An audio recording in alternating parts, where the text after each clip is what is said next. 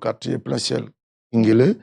Elle y habite depuis 1972. Vous allez le suivre dans ces reportages, dans cette interview qu'elle m'a accordée.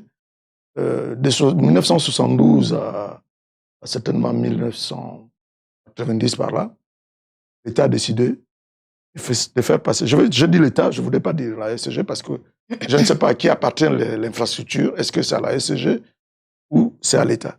Donc, c'est l'État à travers la SCG qui a décidé de faire passer la haute tension sur ces habitations.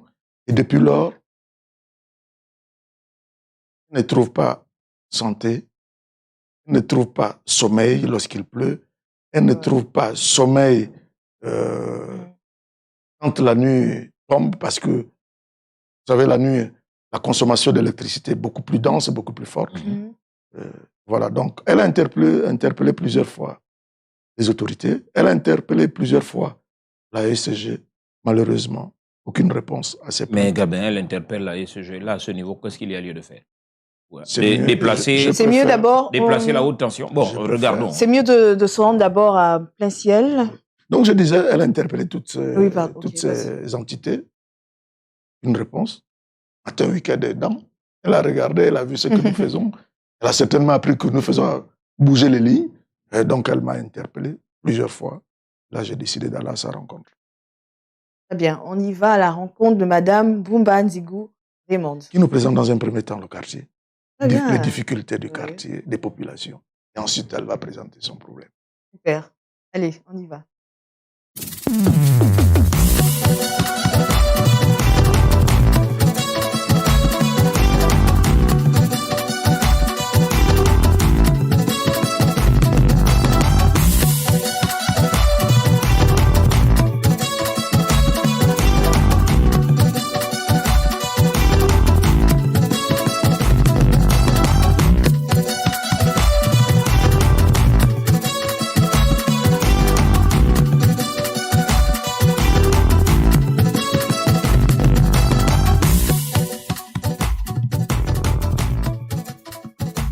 Ici, c'est quel quartier? C'est Plein Ciel. Plein Ciel, c'est vaste, c'est vague. Oui, c'est Plein Ciel à partir de Belle Peinture.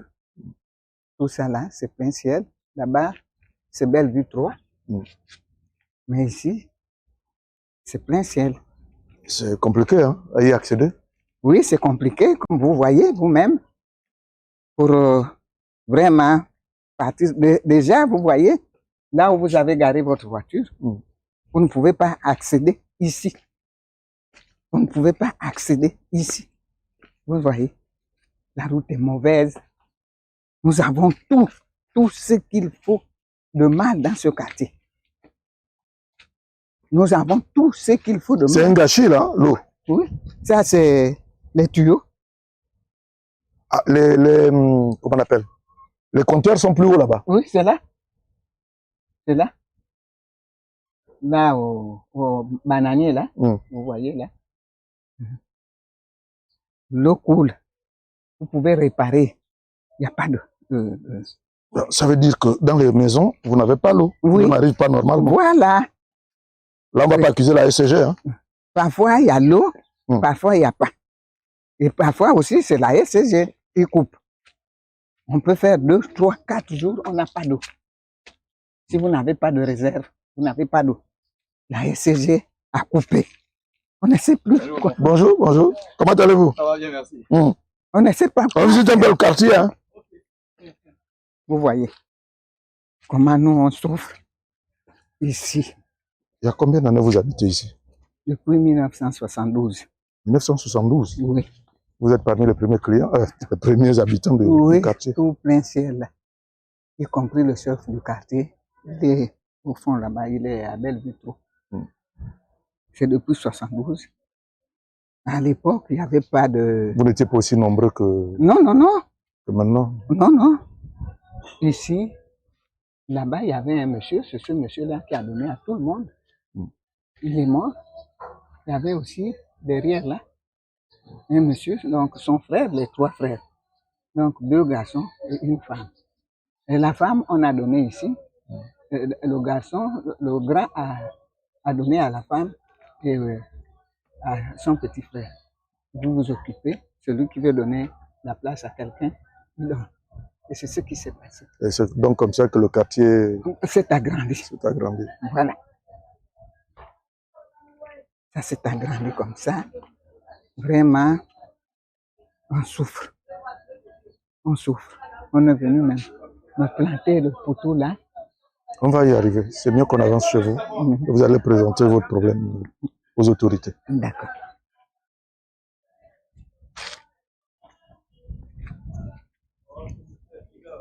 Bonjour.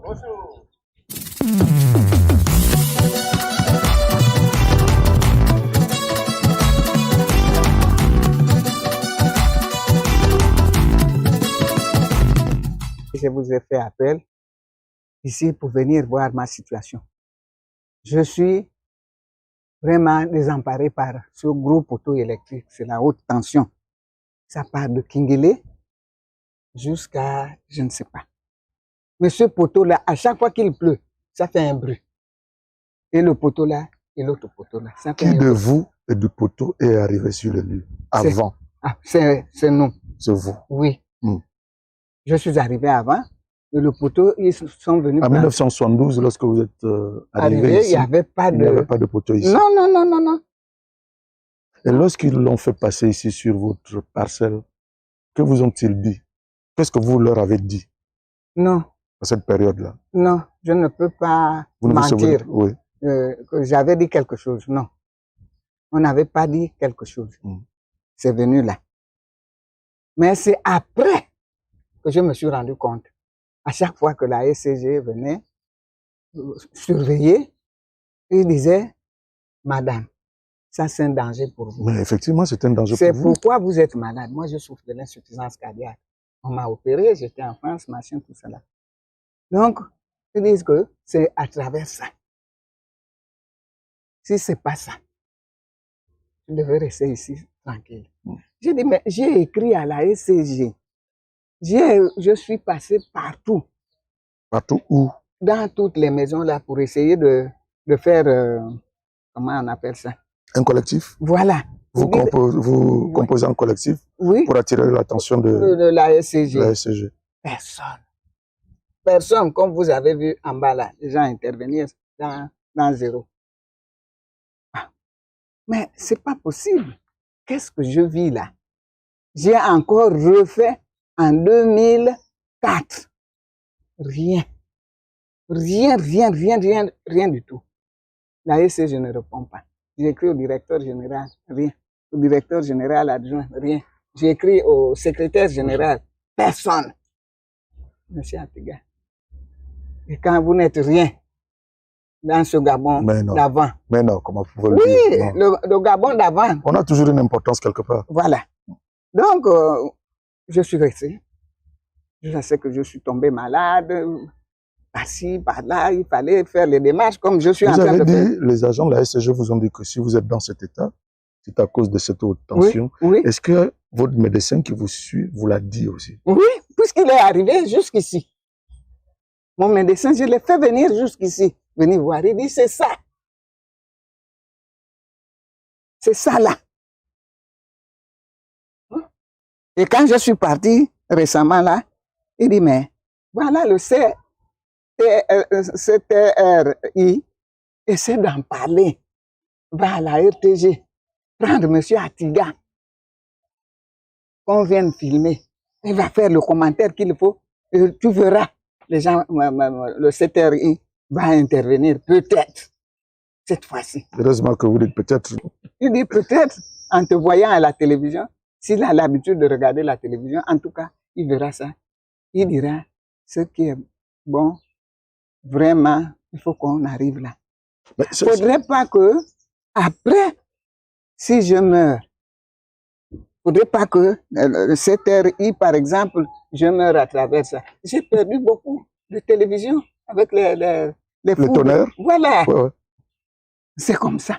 Et quand il pleut, le cœur en l'air, est-ce que je vais me réveiller? Vous avez travaillé à Air Gabon? Je veux faire une parenthèse parce que je vois les sièges des anciens avions d'Air Gabon. Non, non, je n'ai pas travaillé à Air Gabon. J'avais il y avait une femme qui occupait le bar ici. Donc, il a eu un de ses frères qui lui a donné ça, les anciens machins jetés. Il l'a amené ici pour son bar. Et quand elle est partie, elle n'a pas pris. Moi, j'ai pris ça, j'ai mis ça là pour m'asseoir. L'espace semble entretenu. C'est vous qui le faites, c'est vous qui entretenez l'espace. Oui, c'est moi qui entretiens. Mais l'intérieur, ils envoyaient une société du Yucatán, hein, oui, pour venir débrousser à l'intérieur. C'est même un danger aussi pour les enfants. Oui. Oui. Hein? Il y a des enfants qui sont nés là. Parce que les enfants sont inconscients, ils peuvent grimper la barrière et puis se retrouver de l'autre côté. Et c'est maintenant. Ça fait seulement 3 ans qu'ils ont mis la barrière. Il n'y avait pas de barrière? Non, non. Il n'y avait pas de barrière. Ils ont commencé par mettre la barrière là-bas. Après, sur l'autre poteau là-bas. Voilà. Après, ils ont arrêté un moment. Bon, je crois 6 mois après, ils sont venus mettre ici. Et on envoyait les gens pour venir débrousser. Si jamais la SCG vous demandait de partir d'ici, parce que effectivement c'est un danger pour vous, vous partirez? Oui.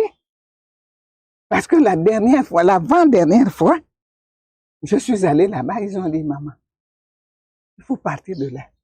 J'ai dit, mais donnez-moi le terrain. Je partirai.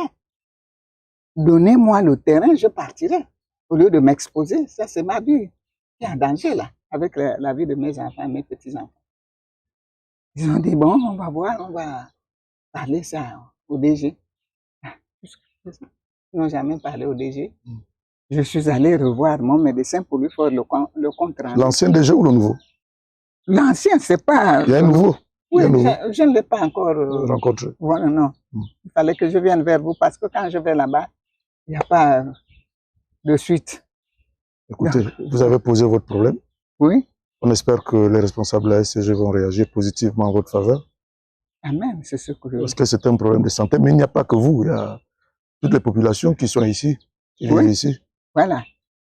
Et là, ils nous ont dit, parce que avant ça, après ça, je suis parti à la NUTT. Hein. La NUTT, c'est... Pour le cadastre. Oui. Voilà, ils ont dit non, ils ne peuvent pas parce que nous sommes sous la haute tension. Ah oui, pour une délivrance de titre foncier, effectivement. Voilà. Ils ne peuvent pas vous délivrer parce que c'est un danger, oui. Ils m'ont seulement demandé, il faut aller à la mairie, ils vont te faire un papier. Et tu vas au CEDOC, ils vont te faire un papier et tu vas légaliser au tribunal. Comme ça, s'ils viennent, ils trouvent tout ça là, ils vont te dédommager. Ils vont te trouver un terrain où, s'ils viennent encore faire n'importe quoi, tu présentes ces papiers-là pour dire, voilà, en telle année, je suis passé, mais rien n'a été fait.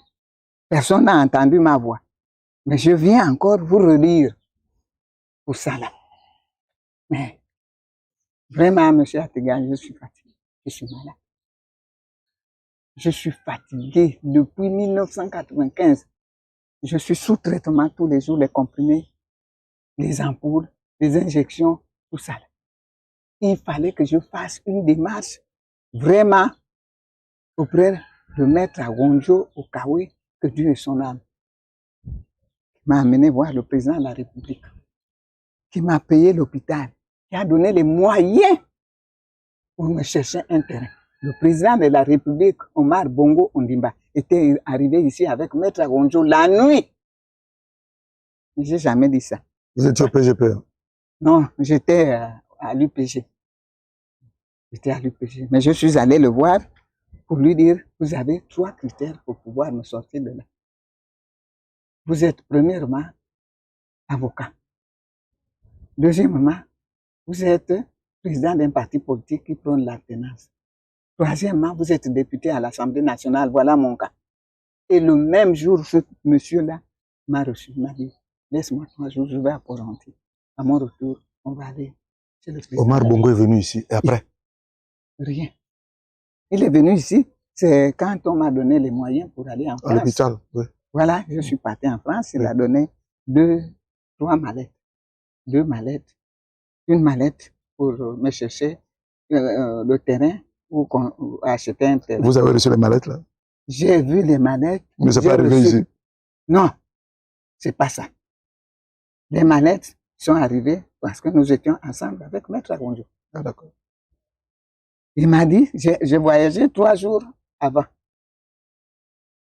Je devais voyager 3 jours après la réception de l'argent, puisque tous les papiers étaient déjà faits. Maintenant, arrivé là-bas, il me dit, voilà, tes 2 mallettes. Mais moi, je préfère que je te garde la mallette pour le terrain de Libreville. Le terrain ou la maison, et toi pour la santé, c'est ça. Et c'est lui qui m'a aidé à aller à la BAC pour aller faire l'échange d'argent, au lieu que ça soit voilà, euro. On est parti jusqu'à la pairie de France, aller payer, jusqu'au consulat, aller prendre les visas. Donc 3 jours après, j'ai voyagé. Mais il m'a retrouvé en France, puisqu'il venait aussi pour son contrôle. Bon, ça, c'est une autre histoire. Voilà. Nous ne sommes pas venus pour tout ça. Oui. Les nouvelles autorités vous regardent. Pour conclure, qu'est-ce que vous leur dites? On va terminer par là. Ah, je demande aux nouvelles autorités. Monsieur le Président, je suis à bout de mes forces. Je suis malade. Plus de moyens pour payer les médicaments. Je suis sous la haute tension pendant des années. Et c'est cette haute tension qui m'a rendu malade. Je souffre de l'insuffisance cardiaque. Je ne sais pas quoi faire.